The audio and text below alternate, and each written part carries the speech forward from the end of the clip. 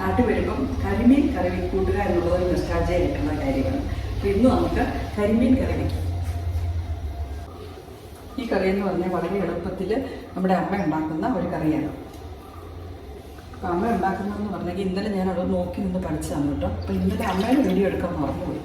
അപ്പോൾ അതുകൊണ്ട് ഇന്ന് നിങ്ങളെ കാണിക്കാൻ എന്താണ്, ആദ്യമായി ഞാൻ ഒഴിച്ചത് തേങ്ങയുടെ 3-ാം പാലാണ് ഒഴിച്ചത് കേട്ടോ. അതിലേക്ക് നമ്മൾ ഇട്ട് കൊടുക്കുന്നത് വെളുത്തുള്ളി, ഉള്ളി, മുളകും കൂടെ ഇതിലേക്ക് ഇട്ട് കൊടുക്കുന്നുണ്ട്. അതിലേക്ക് കുറച്ച് കരിവേപ്പില, നമ്മൾ മഞ്ഞൾ പൊടി ഇട്ട് കൊടുത്തു. ഇനി വേണ്ടത് മുളക് പൊടിയാണ്. കാശ്മീരി മുളക് പൊടി ഇട്ട് കൊടുത്തിരിക്കുന്നത്. തേങ്ങയുടെ 2-ാം പാലും കൂടെ അരച്ച് ഇട്ട് കൊടുത്തു. കുറച്ച് ഉപ്പിട്ട് കൊടുക്കാം.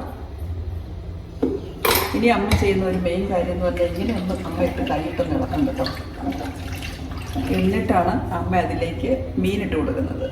അപ്പം അതൊക്കെ ആയിരിക്കും അതിൻ്റെ ടേസ്റ്റ് എന്ന് തോന്നുന്നു, എനിക്കറിയത്തില്ല. ഇനി ഞാൻ ഉണ്ടാക്കുന്ന കറി എങ്ങനെയുണ്ടെന്ന് അവിടെ ആളുകൾ പറഞ്ഞിട്ട്, അതായത് മനുഷ്യൻ പിള്ളേരും പറഞ്ഞു കഴിയുമ്പം നമുക്കറിയാം എൻ്റെ കറി.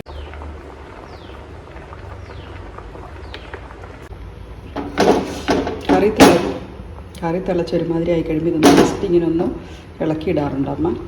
അത് കഴിഞ്ഞിട്ട് ഒരുമാതിരി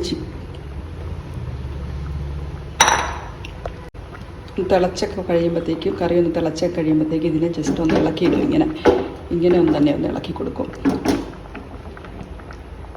ഈ മീനിൻ്റെ അകത്തെ വെള്ളമൊക്കെ ഒരുമാതിരിയൊക്കെ പറ്റി ഈ കറി ഒരുമാതിരി തിളച്ചെല്ലാം മീനൊക്കെ വെന്ത് കഴിയുമ്പോഴത്തേക്കും തലപ്പാൽ ഒഴിച്ച് കൊടുക്കും. തലപ്പാൽ ഒഴിച്ച് കൊടുത്തു കഴിഞ്ഞിട്ട് അധിക സമയം തിളപ്പിക്കാറില്ല. ഇത്രയുള്ള അമ്മയുടെ കറി. ഇനി അമ്മ ഇന്നലെ വെച്ച കറി ഞാൻ നിങ്ങളെ കാണിക്കാം. അതും ഇതും തമ്മിൽ കുറച്ച് വ്യത്യാസമുണ്ട്. ഞാൻ ഇന്നലെ പഠിച്ചത് ഇന്ന് നിങ്ങളെ കാണിച്ചു തന്നു. തലപ്പാൽ ഒഴിച്ച് തിളച്ച് കഴിയുമെന്ന് കുറച്ച് പച്ച വെളിച്ചെണ്ണ അതിൻ്റെ മുകളിലേക്ക് ഒഴിച്ച് കൊടുക്കും. ഇത്രയുള്ള അമ്മയുടെ കറി.